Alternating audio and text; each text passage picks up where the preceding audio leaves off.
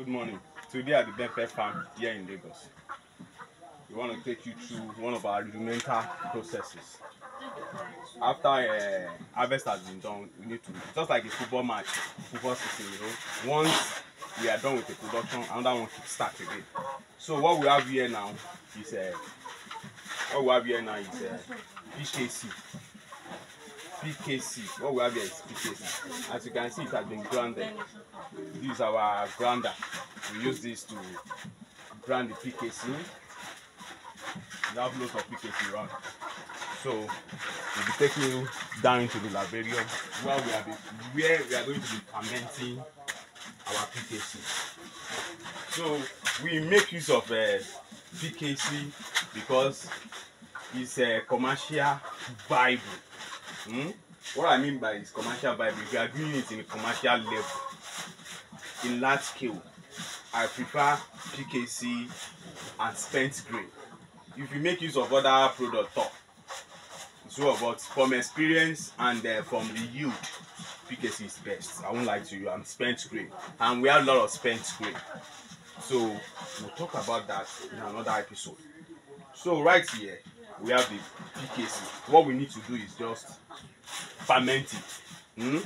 In this fermentation process, I will show you the content of the water, because some of you will get a lot of questions about what is the water content in it.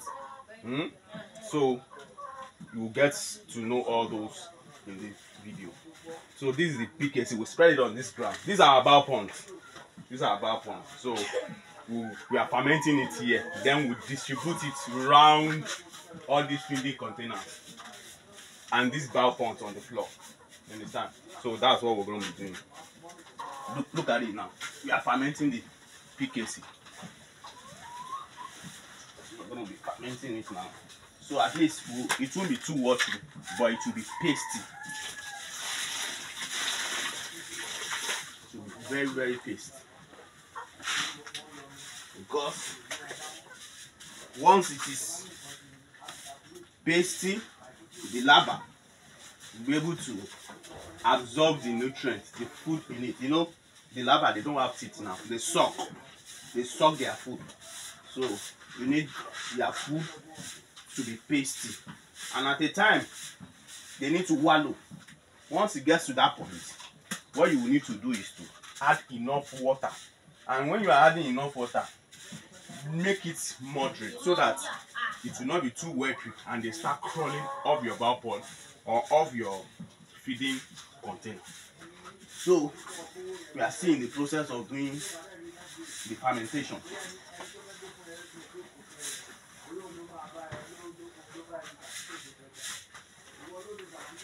So we do hand mixing. Yes, we do hand mixing. So, and this is not just the only way to do it. We always have a fermentation container, probably something that can contain at least 500 or 200 to 500 kg of your substrate. Then we will now start dividing it, put it into the bowl pond or your feeding container. So you can make provision for that. And when we are talking about provision for that, we mean you can get a bigger container. Sometimes we use big drum. We ferment the feed down inside. So right now we'll be distributing the one that we fermented. Look at this one now. This one has been fermented. And one thing you need to know is this: when you are fermenting it, or probably when you are distributing into the bowl pond or your feeding container, you are not going to be giving them much fuel, because of some lazy farmers. They want to put in the feed that they will consume in the next 3, 4, 5 days, and that is not good, because if you do that, you are encouraging fungi into the food. The fungi will start building up on the food and it will affect your larvae. So what do I do? What do we do? We advise you do steady feeding. If you are spreading your feed, let it be at least 1 or 2 inches thick. Look at what I'm saying. You see, it's not that much on this bowl pond. So by the time you put in there, they heat it for like 1 or 2 days. If there is need for you to add more food, you will check. or if there is need for you to add more water, you check. So right now I will be distributing the feed substrate into each of these valves.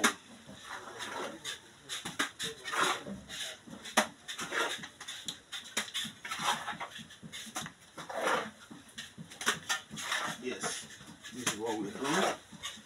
We are distributing it, and you see the thickness at which I will be taking it into.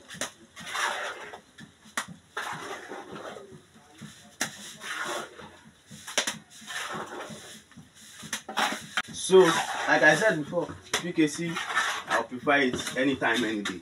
Spent grain, I'll prefer it anytime, any day. And you know, some use wheat over, corn over, yes. But if you check at the price rate, the market price rates of all those ones, it's a little bit higher than PKC.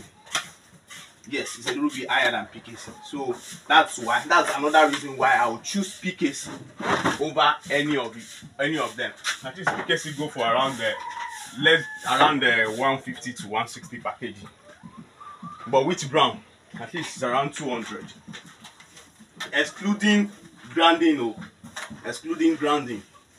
the ground per kilo too. So likewise, corn over is even higher.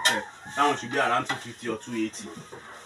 So and PKC is still around 151, 170. Yeah, 150, 170. So you see more why I said I prefer PKC to them. So once we are doing BSF, it's all about economization.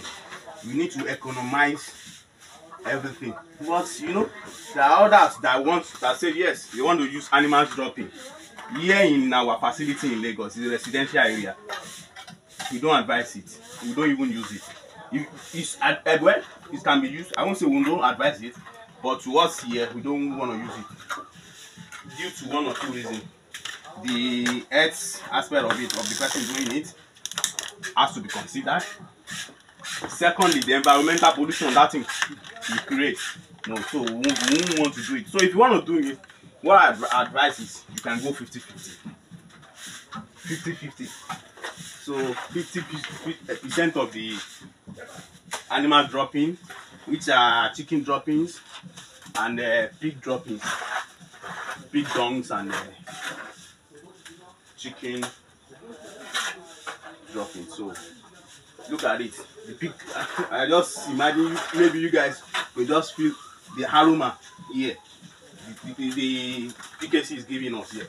And for those that have been visiting the farm, they can tell this is a non-irritating farming. It's non-irritating, you know. It's a thing they love, and you know they want to come again and take a tour on the farm again.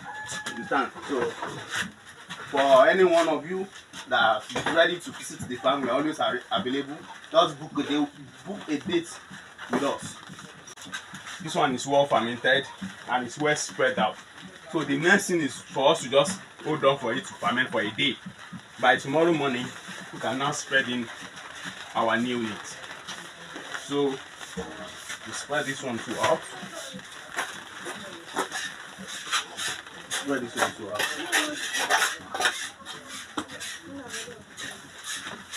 So these are rudimental process. This is what we do. It's a process we experience, we undergo each time we want to spread new meat. So after spreading the new meat, the following day, once you come to the farm, you aerate. Aerating means you are checking on their well-being. It is until you aerate. It is until you aerate, you now know what next to do. What next to do is, if there is need to put in more water, what next to do if there is need to put in more food. That is what we need. Then that's the work of the aeration. Then it will help you spread the food evenly. They will feed equally. They will feed equally. Just as you are looking at it here. Very, very okay. The mixing is okay. Not too wet, but paste. Not too wet, but paste.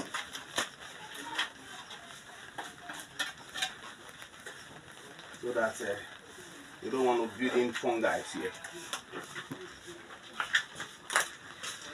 So as you can see, the rest will be spread out, and we spread out some of it into our containers here, so that the job can begin. And from neonates, if you are using it for livestock feed, from neonates it takes about 10 days. You can start harvesting for feeding your livestock. But if you are using it for reproduction, you have to intensify your feeding. Then there is a process we call diffraxing. You diffrax, then you continue feeding, because you are using it for reproduction. They need to be very reproductive. So that's all for now. Thank you very much.